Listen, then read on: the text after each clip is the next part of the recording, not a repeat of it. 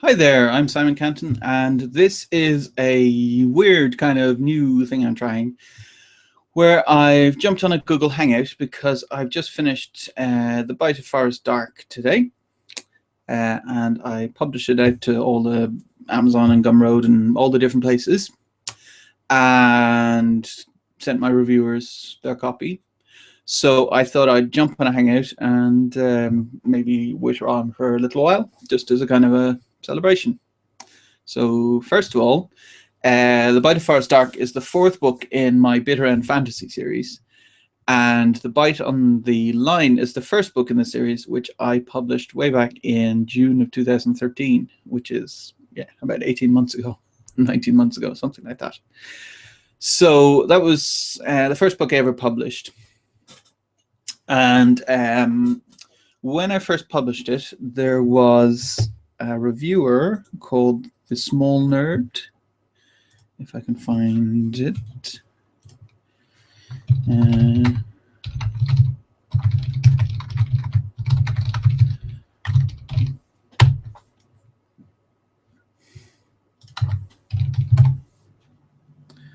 Small Nerd, there we go.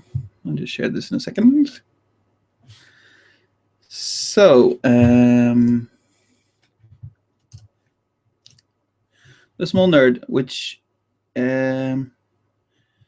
she read my book and she gave it 5 stars, and she said it was funny and she really enjoyed it, which along with other reviews I'd gotten on Amazon, which I can pull up. Not sure if they're on the Amazon US store or the UK store. We'll have a look.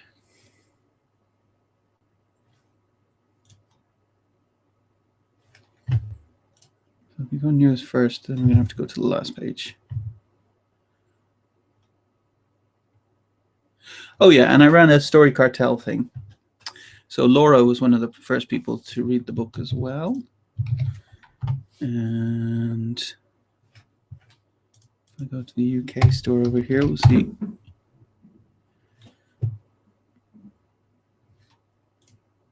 A few more reviews over there. And Tony, who my wife knows online. So I'd gotten a review from Small Nerd, and I'd gotten a review from Laura. And Katrina L. French also gave me a review early on, and Timothy H.H. Channon, and Rob. And so, yeah, so in the first few months after I published, I got some really encouraging reviews, people giving it 5 stars. So I didn't know, like, I made a point of not giving it to friends and family to get reviews, because my whole thing was that I'd written things in the past and I gotten praise for them from my friends and family, because the self-publishing guys called it Cousin Timmy. Like, it's amazing, Cousin Timmy wrote a book. So no matter what the book is, it could be just the letter the over and over and over, and it's Cousin Timmy wrote that 65,000 times. Imagine, that's amazing. Same as if Cousin Timmy ran a marathon and finished it in 6 hours, which would be fairly impressive, actually. But if you finish it in 6 hours, everyone in the family would be going, Cousin Timmy is the best marathon runner I've ever met. So I didn't want that. So I put the book up. And as I said, Tony kind of knows my wife online, but I think, if I remember correctly, he didn't tell her he was going to read it. And he certainly didn't tell her he was going to review it. So it was kind of a friend of my wife who had no obligation to review it, at least. And everyone else, I've never met them ever. So that was incredibly encouraging, which meant that I then wrote The Bite of Monsters, which was a novella. And saying it's a mistake is wrong. No, it was, there was actually a book in between as well, Shiny New Swindle, but I wrote that earlier and then published it between. But The Bite of Monsters was what I wrote in the summer then. after all that encouraging, all those encouraging reviews. And The Bite of Monsters was a novella because the self-publishing podcast guys, at the time were writing episodic books. And I was trying to copy them, and that was... It's still a very good... Like, I'm very proud of the novella. But perhaps it would have been better if I'd written it as a novel. Not that... It's a difficult thing to know. You know, coulda, woulda, shoulda. And then I wrote The Bite of the Cult. So that was 2 novels. The Bite of the Cult was a lot of fun too to write. That was... Stop fiddling with that. It's probably ruining the sound. I always play with things.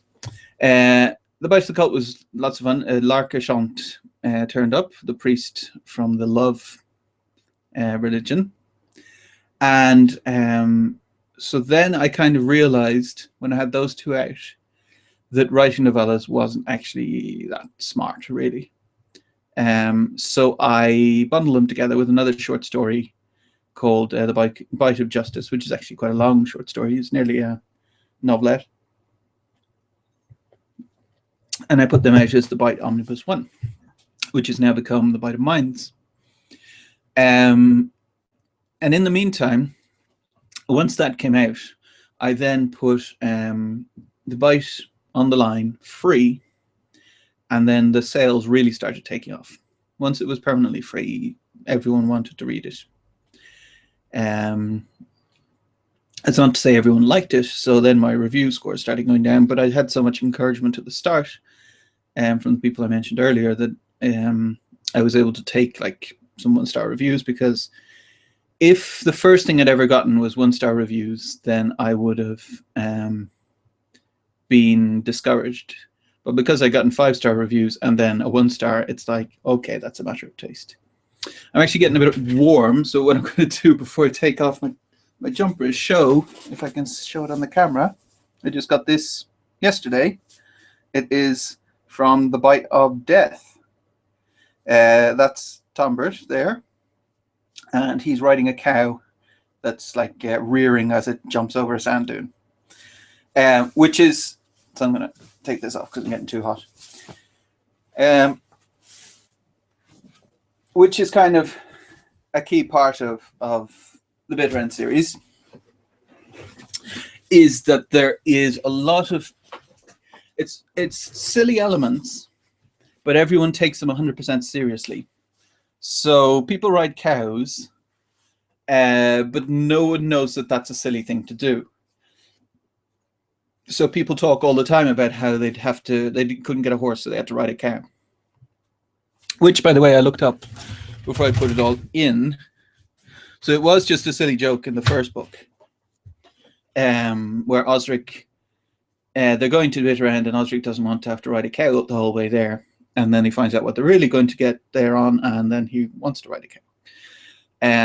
But then cows are kind of the normal mode of transport. I think horses are a bit rare in Mognisio, which is... So Bytarend's the town, Mognisio's the land. So that's kind of how the series goes. There's silly things, but everyone takes them 100% seriously. And everyone tends to take... So there's a lot of life and death stuff and sword fights. And people take them 100% seriously as well. It's not like Princess Bride, for instance, where the sword fight, they're making quips and stuff. No, they're really trying to kill each other. Which is a straight... Like, it's made it difficult to classify the series. Because you could say it's humorous, because there's silly things, and people certainly make jokes to one another, but it's jokes in conversation, not jokes... not like Monty Python kind of stuff, I guess. Although I have been compared to Monty Python by someone, and Terry Pratchett and others, because it's difficult for other people to classify it as well. So that's kind of the thing. I mean, I kind of do my own thing. I wanted to show off as well the t-shirt, since I got this yesterday as well. I don't know if you can see that. That is how they actually got to Bytarend instead of taking a cow. So there's Osric, as you can see. There's Tombert. on the JIT engine, which is another interesting thing about Bytarend, for me at least, as the person writing it, is that there's grey men in Bytarend. And the grey men are from across the sea. And unlike on Earth, the seas are incredibly stormy. So the shipping has to stay close to land. So in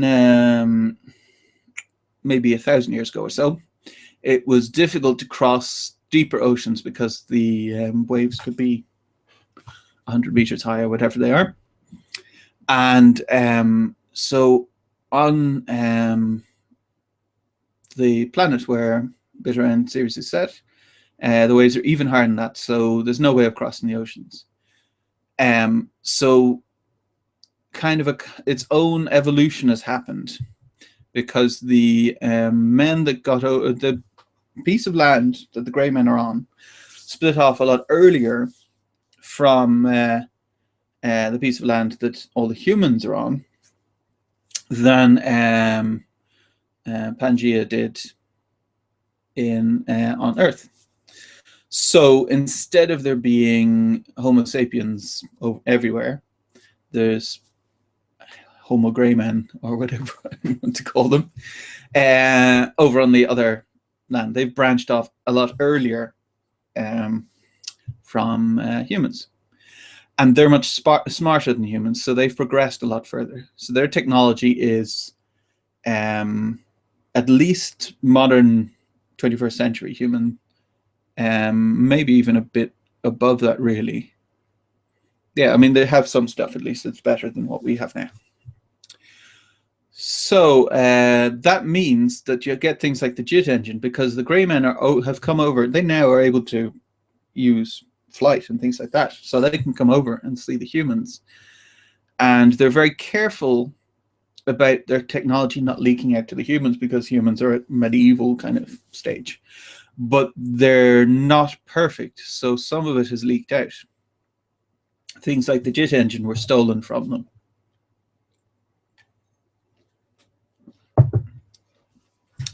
So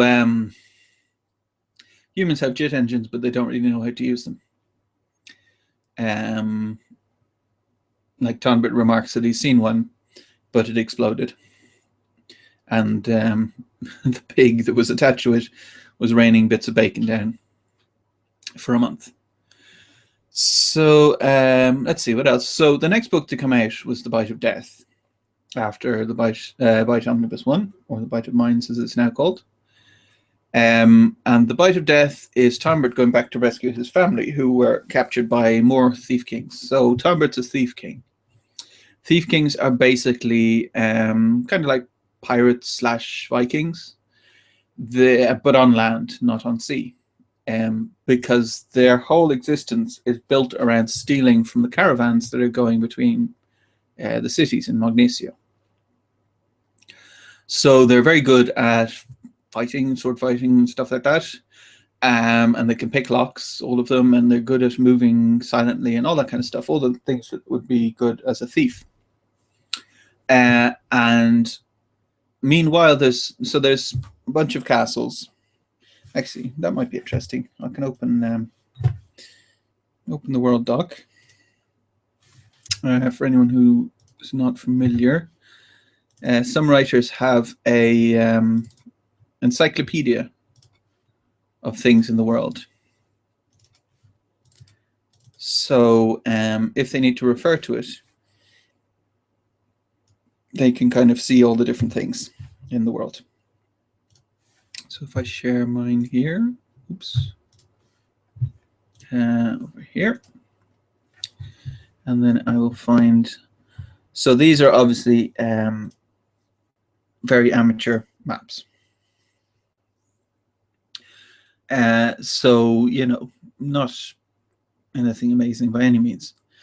It's just stuff I've drawn in GIMP, and I am not a graphic designer. So if you see, there is 1, 2, 3, 4, 5, 6, 7 Thief King kingdoms. We can actually see Squat and Magnesio. This is Magnesio's Central District and Northern District, and then there's Squat up here. On this map, it's called Viking because they're kind of like Vikings a little bit.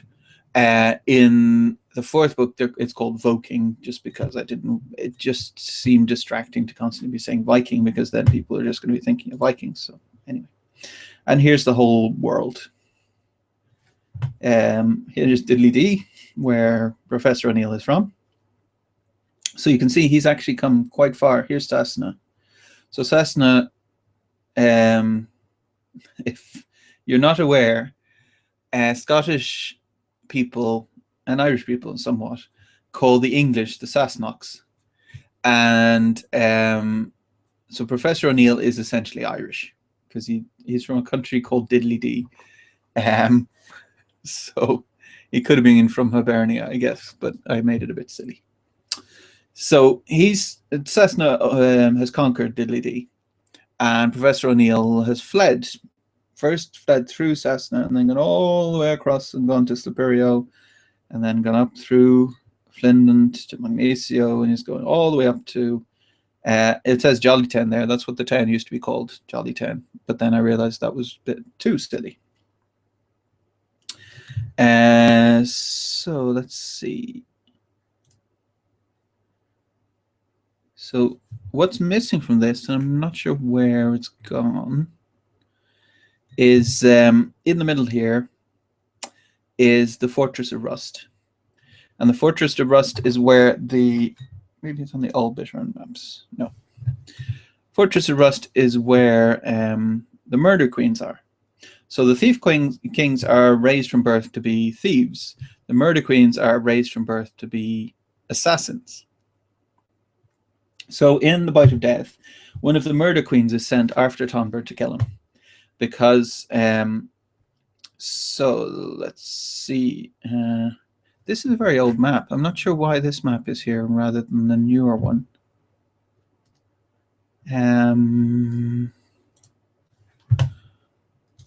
Okay, let's see. I'm just going to see if I can find a newer map, because this is a bit strange. I'm sure this is thrilling. White Mountains.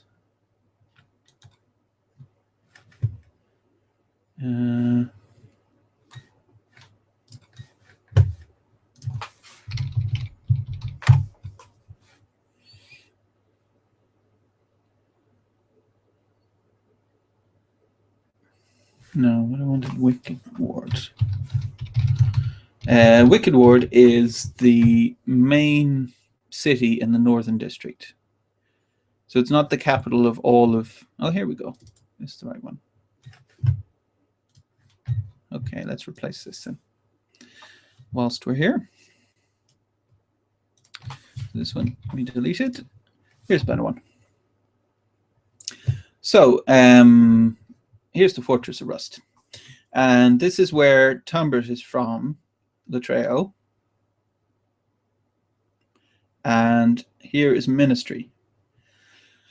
So Ministry is where the rivals of Latreo are. So they've come down and they've conquered Latreo, basically, in the first book, in the first chapter of the first book. So that's not a major spoiler. And so the head of Ministry has sent a murder queen off here to Bytarend to hunt down and kill Tonbert, so Tonbert's not a rival anymore. So that's the third book, and that was published in I'm guessing about April of 2014. I can look that up actually. Let's see.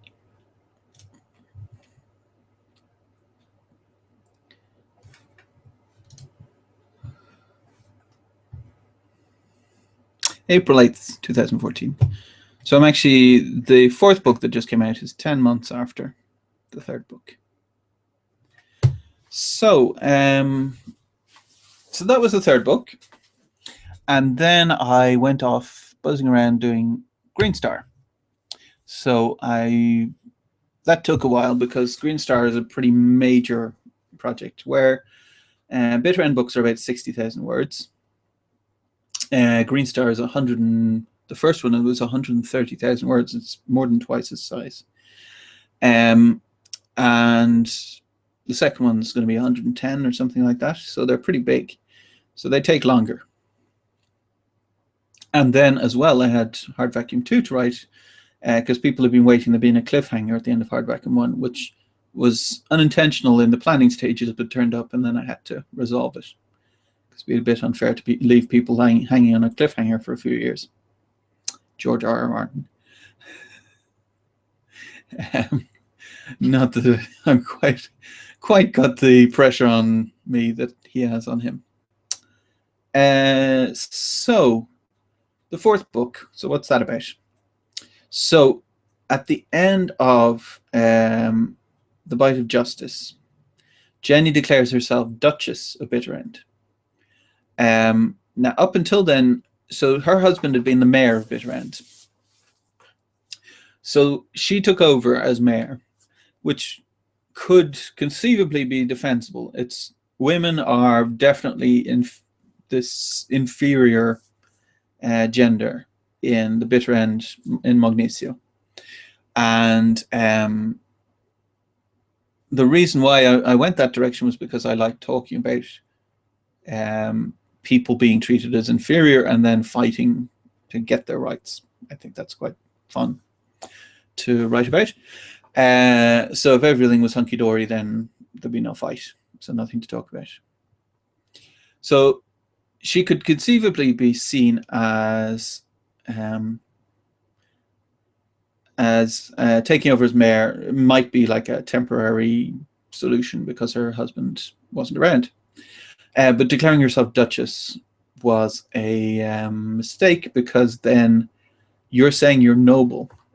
And the nobles don't take kindly to other people saying they're noble. I mean, the nobles, I watch a lot of historical stuff and I read historical things, and nobles considered themselves a different breed to the common person. And the common people likewise. Nobles would have eaten better. This is in real life.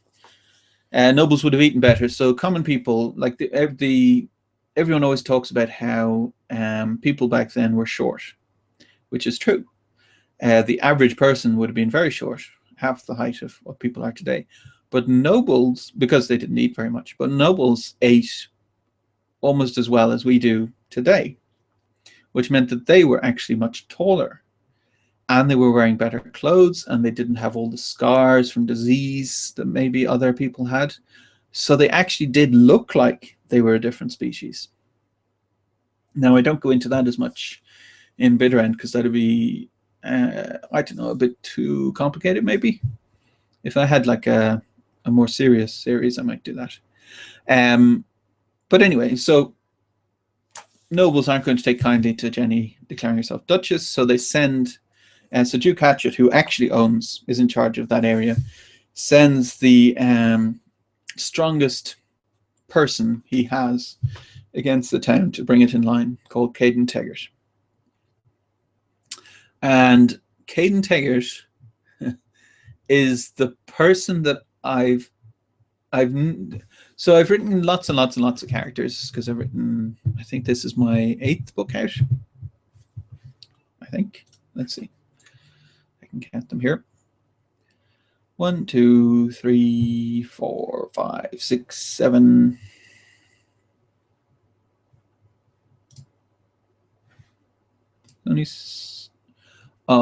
There's one that's not under my own name. So there is 8 books, but there's 8 titles really. If you can even say there was 10, because the Bite of Monsters and the Bite of the Cult will never disappear. That's one thing that the Bite of Monsters and Bite of the Cult that came out as novellas, then when I combine them, they don't ever disappear, because I think 2 people had bought paperbacks or something, and they're charging like $1,000 or something for a copy. Which, if there's anyone out there who wants a copy of the novella for some reason, just let me know and I'll send you. I'll re-enable it. But I didn't see a point in having it, so I wanted it gone so it wouldn't be confusing. But it's never going to be gone, ever. So maybe one day those will be a collectible worth $1,000, but I seriously doubt they're worth $1,000 right now.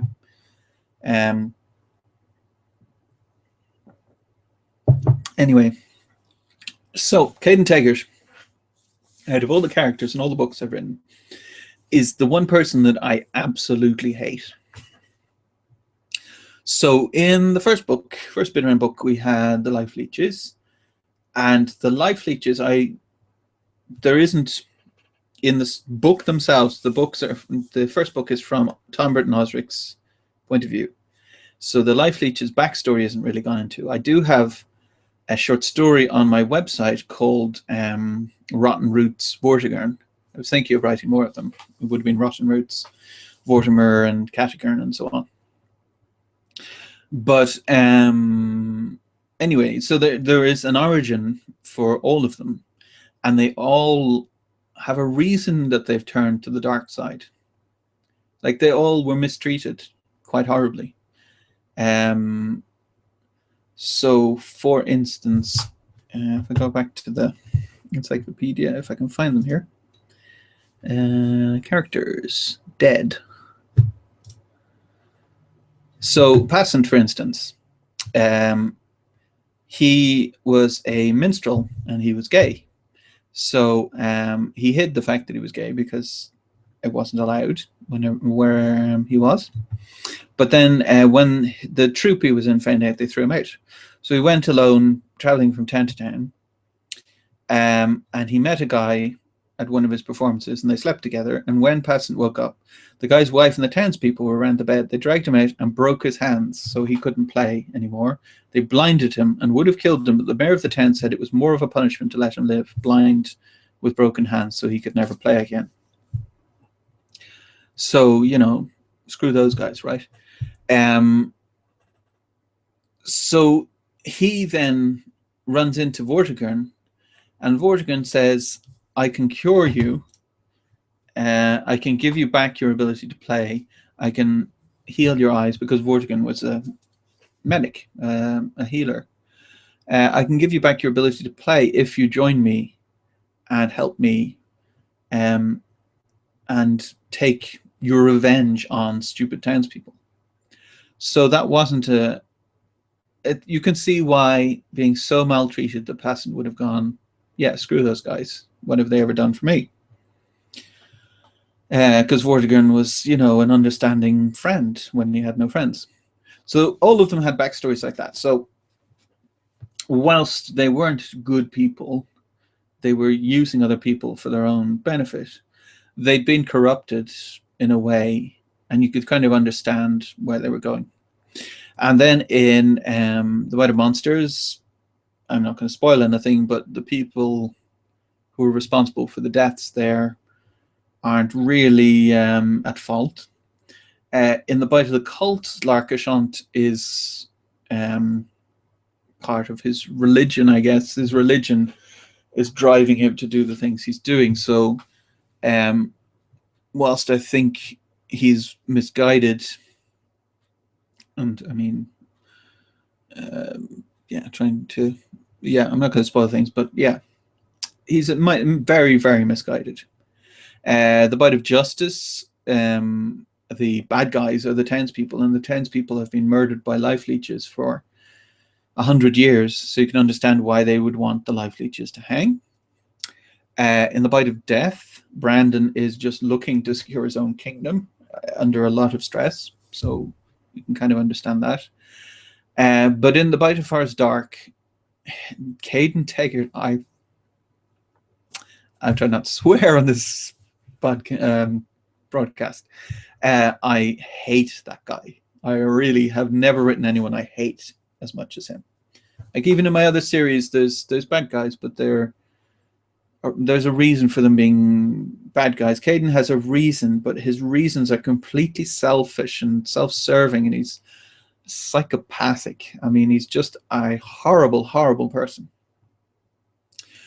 So he's sent to Bytarend, and really he does incredibly horrible things. And the plan for Bytarend, or for the Bite of Forest Dark, was for it to be like a Robin Hood thing, where Caden Taggart was like the Sheriff of Nottingham in maybe the Kevin Costner one or whatever, a bit over the top silly.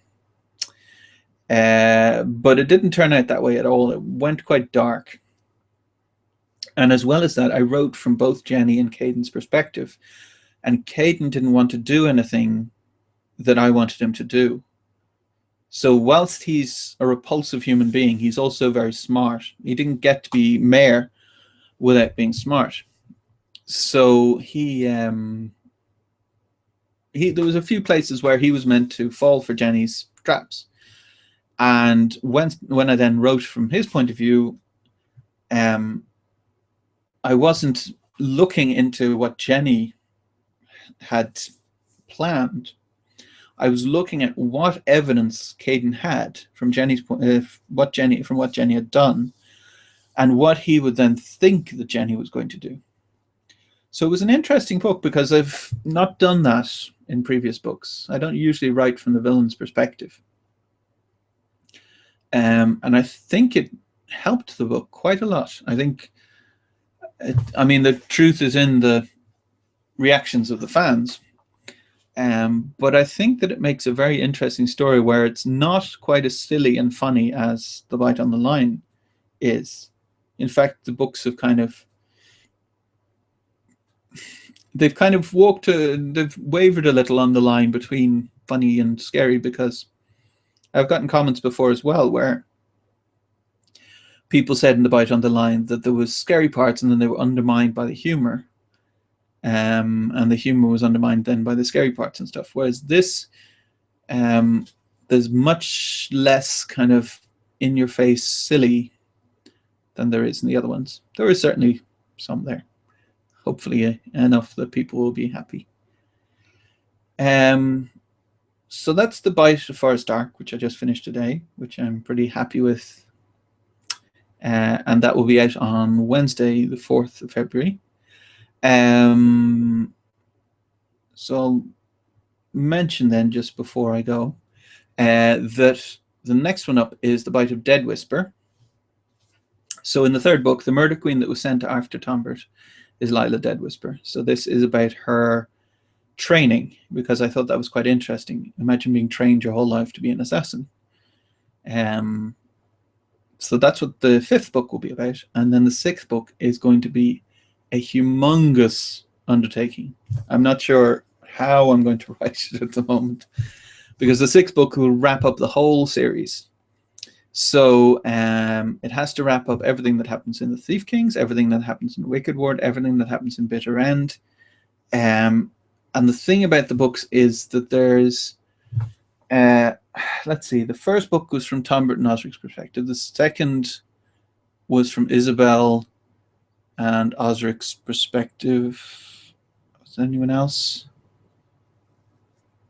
I think. Apart from The Bite of Justice, which was from Magus's perspective. Third book was from Tombert, Lila, and Isabel's perspective. The fourth book is from Jenny and Caden's perspective. So you can see that there isn't a main character in the Bytarend books. So I've got a lot of work to do to kind of wrap up everyone's stories. Like, even there's minor characters that I'd like to touch on in the final book. So I could well imagine the final book being quite long, but we'll have to see. So The Bite of Dead Whisper is next up. That shouldn't be quite as complicated. I've got a nice plan and line for that. And members of my mailing list as well get to have a character with their name in the book, which is going to be lots of fun. So just their first name, and not about them, just that a character in the book who may well be a minor character, like Joe the door opener or something, but they'll appear in the book, which I thought would be fun, because I haven't got, my mailing list is growing, but it's small enough now that I can still fit if everyone replied with wanting to be a character, that I could fit everyone into the book, which is then fun for people because then they can say, hey, you know, I'm in a book. So that would bring to an end the series, and I'm hoping The Bite of Dead Whisper will be later this year. The Bite of a King, we'll have to see. I've got 2 seasons of Green Star to write this year. So it may creep into next year, but we'll have to see. I'm hoping I can get it done this year if I really push. I'd really like to get the whole of Bytarend wrapped up in 2015 and kind of reward the people the nice people who gave me nice reviews, and that's the whole reason why I'm a writer now, really. So thank you if you're watching, because as I say, if I'd have gotten 4 1-star reviews, there would be no books. I would have gotten discouraged. I know I would, because it's a lot of work. I would have gotten discouraged, put them away, and it might be another 5 years before I went back to writing books again. Because that's happened before. I've been discouraged. There's a reason why I'm 39 and only started publishing when I was 37. Yes. So thank you very much for watching. I hope it's been interesting. And I look forward to maybe doing another one of these when the 5th book is done. Thanks very much. See you.